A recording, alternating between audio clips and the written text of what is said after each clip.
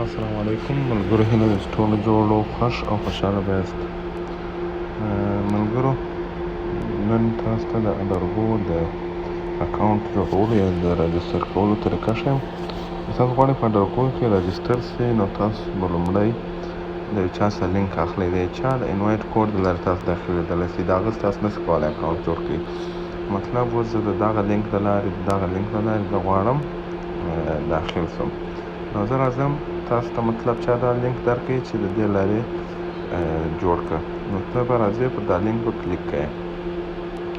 پر دا لینک چې تا کلیک کله وکړئ، نو تا ته به په اتومات ډول په دا سر کې انویټیشن کوډ لیکلی دی. هغه به تا ته په اتومات ډول د هغه نفر د خپله ولیکل چې هر چا چې لینک درکړی دی.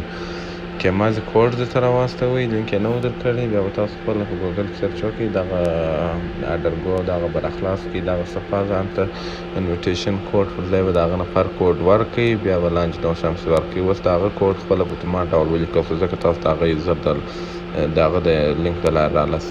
د هغه وروسته به راسئ، دلته به خپل یوزر نیم ولیکئ.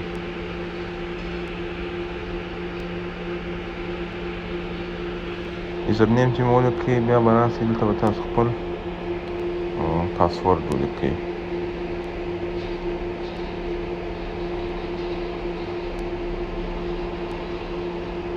پاسورډ چې ولیکئ، بیا به راسئ، دلته بیا هغه پاسورډ ولیکئ.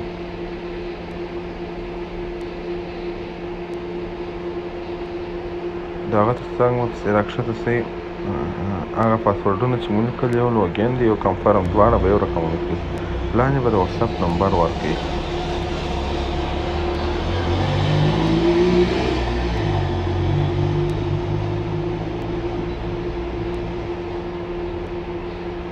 دا چې کله ورکئ، نو رابسئ پر راجستر ناو به کلیک وکړئ.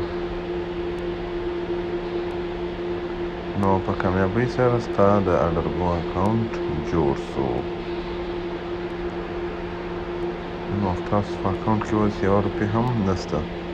اوس که تاسو غواړئ بل څوک انوایټ کړئ، بل څوک راوبلئ، نو دغه د انوایټ بټن چې دی، دې به تاسو کلیک وکړئ.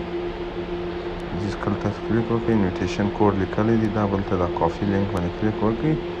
دا چې تاسو هر چا ته واستوئ، بیا به هغه تاسو دغسې د لینک له لارې راسي، لکه څنګه چې تاسو رالاست.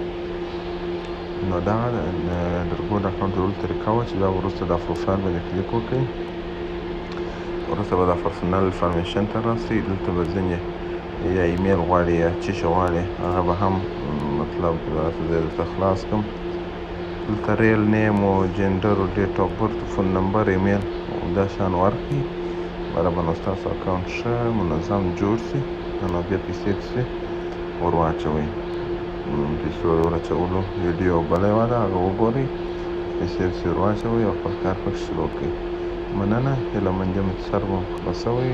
خو یوه خبره بله ده، دغه ډاونلوډ ایپ په کلیک بیا وکړئ، بیا به دا تاسو ته په موبایل کې اپلیکیشن ډاونلوډ سي.